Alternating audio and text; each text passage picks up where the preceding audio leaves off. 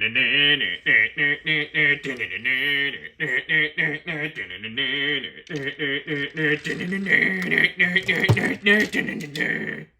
everybody doing today? It's your boy Airboy, and I'm back doing another Fanboy Aaron review. And this time, I'm going to be taking a look at the Transformers Studio Series Deluxe Class Rise of the Beast number 100 in the Studio Series line, I like to add, Bumblebee. Now, before we look at B, you'll look at his box. Here you have B's box. This version of B is number 100 in the Studio Series, which I think is very fitting because, if I remember correctly, the very first Studio Series figure was also a Bumblebee and was also the old school Camaro, which is awesome. So yeah, here we have nice artwork of Bumblebee in his new form for the new movie. Side of the box, there's Bumblebee, as well as his figure, class, and number. On this side of the box, this is Bumblebee again.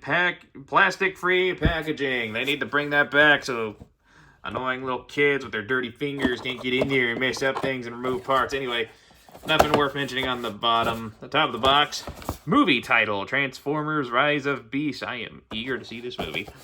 Back of the box, you got your product shots. As you can see, he transforms in 23 steps. And that does it for the box, for now. And here we have Bumblebee, as he will appear in the next big Transformers film, Rise of Beast. Now, a quick little disclaimer before we continue. Two little disclaimers, actually. Number one, you did not have these Autobot logos here on the side doors. Those were added.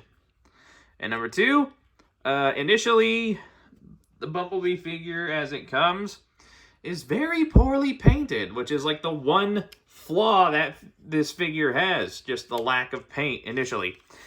Fortunately, I made a deal with my friend, and he was able and willing to paint this one up for me, which I greatly appreciate, because it brought a figure that was a good, 7, straight up to a 10, like that. So, yeah, anyway, I'll point out the painted parts as best I can. Just, take it with a grain of salt, because I don't know what was already painted and what wasn't. Anyway, here we have Bumblebee in his classic Camaro mode from the original Michael Bay film. I am so glad they brought that back. I don't know what the hell Megan Fox's character or the writers were thinking when they said, piece of crap Camaro. This Camaro is awesome, especially with the off-road additions, the bumper, the whatever those things are called, the spotlights, and the improved business end. Like, really, this new Camaro mode looks absolutely phenomenal. I think even before my friend did the paint job, overall, the Camaro mode was very, very well done. Let's get him here close so we can take a good look. Some nice, glossy, black stripes. I believe that was part of the original color concept. Tail lights painted in red. Bring it around here. No painted rims, but, I think he has black rims in the movie, so I can live with that.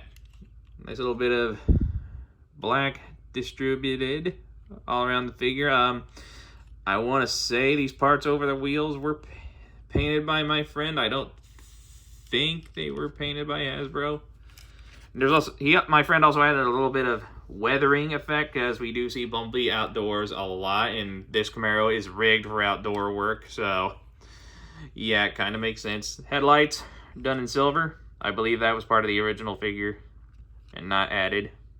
I could be wrong about that, though. We flip it out under here. I mean, it's kind of obnoxious how the arms hang out underneath, but, it's minor flaw, and it's not that noticeable from the right angles. Of course, we bring it underneath. See the robot mode head, the Bumble face. We pretty much see how it's going to work out. He rolls fairly effectively. And for comparison, we'll bring in a couple figures here. Here we have the only other Bumblebee I have at the moment. That movie Bumblebee, anyway. The off-road Bumblebee from the Bumblebee movie. For a while, I thought this would be the best Bumblebee figure we would get. in terms of something that looks good, has a decent alt mode, and, you know, just all-around quality, I couldn't have been any more wrong. Even without the paint job, this one, I would argue, is probably a little better than that one. Just by a little bit, though.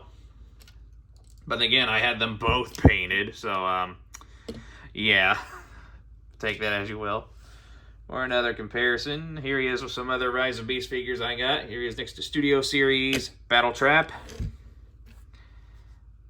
I believe these two will get to butt heads in the movie. You see how that looks. Here he is next to Scourge with some garbage stuck to him. We don't need that. As you can see, the Camaro is a little smaller than a freaking semi-truck.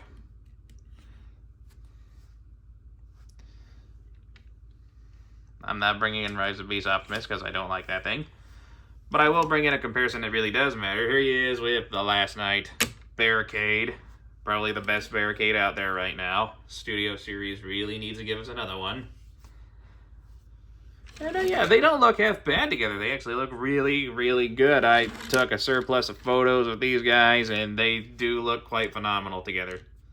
Like, if they ever bring back Barricade for the movies, I hope they give them a design that's somewhat like the Last Night design, and that they will actually give us a good, lengthy rematch between him and B, because I need it. I can't speak for everyone, but I definitely need it. Alright, now he does come with two accessories. He comes with this little stinger blade. I don't know if that's what it's actually called, but that's what I'm calling it. Now, I know for a fact that before my friend got a hold of it, this whole thing was just one piece of yellow plastic. There was no paint on it whatsoever. Even the blade was yellow, which just made it look ugly.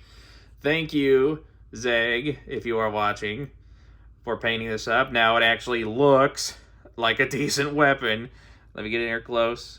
I believe even this part here in the middle wasn't even painted.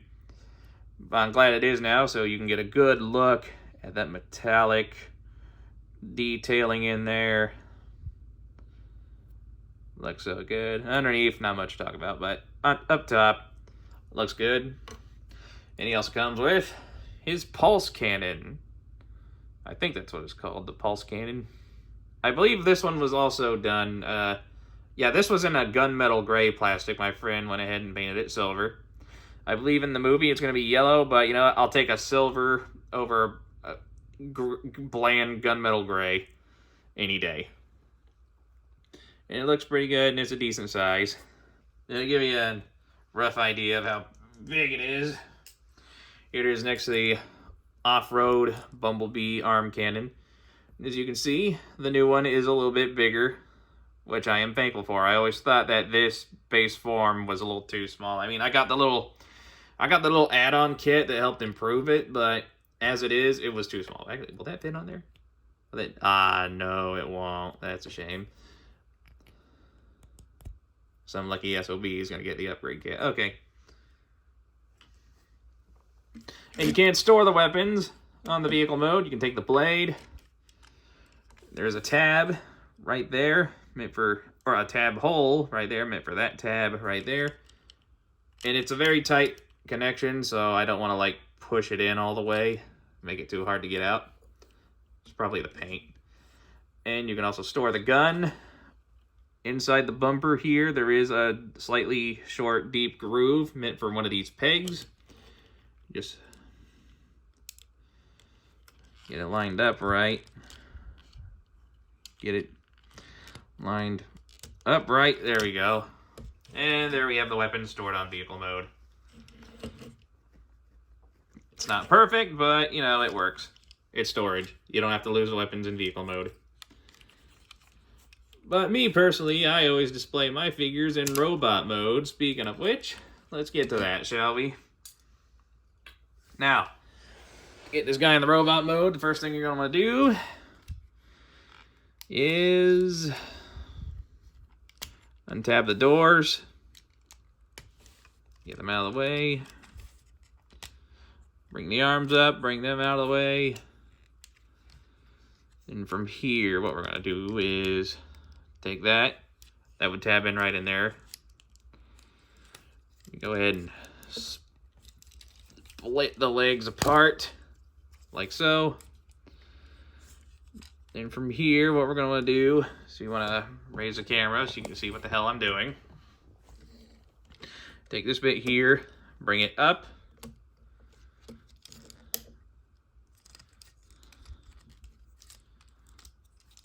A lot of the transformation is just getting panels and stuff out of the way first. Just make sure all this pops loose. You fold this bit in. We don't have room to do it all the way. I've only transformed this guy twice since I got him. From here, what we're going to want to do is I'm going to take these wheels here, bring them up, or out and out of the way. And what we're going to do is we're going to take the shoulders, bring them up. They have like a swooping point at which they stop. There we go. Then what we want to do is we want to bring this part here down over his head. It'll tab into place like that. What we want to do is we're going to come to the back here, fold up this panel. Now there's no locking point, which is unfortunate because I could have used it, but there are like little groove intakes on the inside there. It's a little tricky to show. That are meant for the headlights there to, or spotlights there to rest against. Angle the wings how we need them. Push these wheels back until you feel it kind of click into place. Then from here, what we're going to do with the legs is we want to bring the feet down on the double hinge in there. Rotate. Take this panel here. Fold it in. Then from here, we want to take this piece here, rotate it down like that. Repeat the process on the other end. Bring it down on a double hinge. Rotate. Rotate. Flip into panel. And there we have Bumblebee in his absolutely phenomenal brand new robot mode. So, let me lower this and bring him in here nice and close so we can see that head sculpt. As you can see, the head sculpt is absolutely great. And again, base figure lacking a little paint. However, thanks to my friend, that's not an issue. Like, there was a lot more yellow on his face than there should have been. There is a little bit of yellow in his face in the movie, but not that. But, you know, this figure basically had little to no paint on it whatsoever. My friend added just enough paint to make all those details really shine. Like, the face definitely got a little paint. This bit up here on his head got a little paint. I believe his arms here got a little paint. That black might have already been there, but I know a bit of this silver and gunmetal gray was not, I think. Do not quote me. I'm pretty sure my friend took the brush to his pelvic area here. I think he had a little bit of silver here on his shins beforehand. I know his feet were a little barren. I'm pretty sure that the silver and gunmetal color there was added by my friend. All in all, though, thanks to my friend, again, a 7 was taken to at least a solid 10. Because with the added paint job, this is a damn near perfect Bumblebee figure. Like, the vehicle, like, each mode has only one flaw, in my opinion. Vehicle mode, robot arms, kind of obnoxious. Robot mode, the backpack doesn't lock in any way. But, you know, it's not, like, wicked floppy or none. It doesn't take much effort to move it, but, you know, it's not, like, wicked loose. And, you know, it does stay in the same general area. It's like, you know, it doesn't flop all over the place. Oh, I forgot one little tidbit of the transformation. Take the headlights and rotate them up just a little. There we go. Alright, now for posability, the head is on a ball joint. Can't go all the way around. I'm not going to force it to, though. I don't want to damage any paint on the chin. The head and look up that far, down, not quite that much. But, and again, you can do full rotate. I just don't want to do it because the way everything's shaped, it might scrape the chin a little. And I don't want to do that. Shoulders are on a ball joint. They can go all the way around and go out that far. I notice I've been forgetting that bit of articulation in some reviews lately. I'm going to try to avoid doing that. Shoulders can... it's not like in the shoulder, but there is a rotation there. And a little over 90-degree elbow joint. No wrist articulation, unfortunately. I don't know why they haven't been giving the new Bumblebee figures wrist articulation. The waist is on a ball, or not a ball, it's on a swivel, so you can rotate. Hips are on a ball joint, so you can kick about that high, about that far back. He can only do that much of a spread. 90-degree knee bend. Thigh rotation. The feet can't go up or down, but they do get a pretty decent tilt. I wish they could have worked in a bit of up and down. It would have helped, but yeah, I'll take the tilt. Better than nothing. So yeah, you can get a few decent poses out of this guy. I've been having fun taking pictures of him the other night. And of course, we can totally give him his weapons. The arm cannon. Well, I'll go over the blade first. The blade can plug into either side. For simplicity's sake, I'm going to plug it in here to the left. 2 tabs, 2 tab holes. Easy peasy. Oh, and if you don't want him using the blade on his arm, you can store it on his door wings here, the cannon too. You slip it over that tab.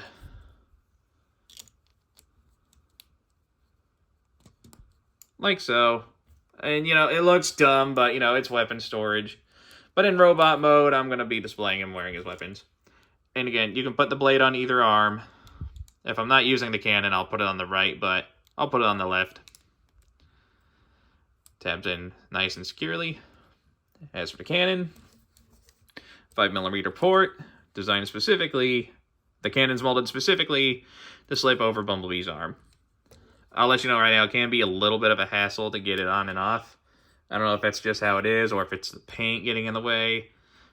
Either way, it can be a little tough. And there we have Bumblebee with his arm cannon and his arm blade, and he is ready to take on some Terrorcons. And who knows, maybe here, after the next movie or two, maybe take on Barricade again. Alright. Now, for comparison, so let me straighten them out and do the quick little cut so I can transform these guys off screen. Here he is next to Off-Road B. As you can see, he is roughly around the same height. However, this one's got a little more bulk. And yeah, I do like this one a lot better. Well, I'd probably like it better if it didn't have the paint. Here he is next to Battle Trap. And yeah, he's quite a bit shorter than Battle Trap. As he should be. Let me straighten him out a little bit here.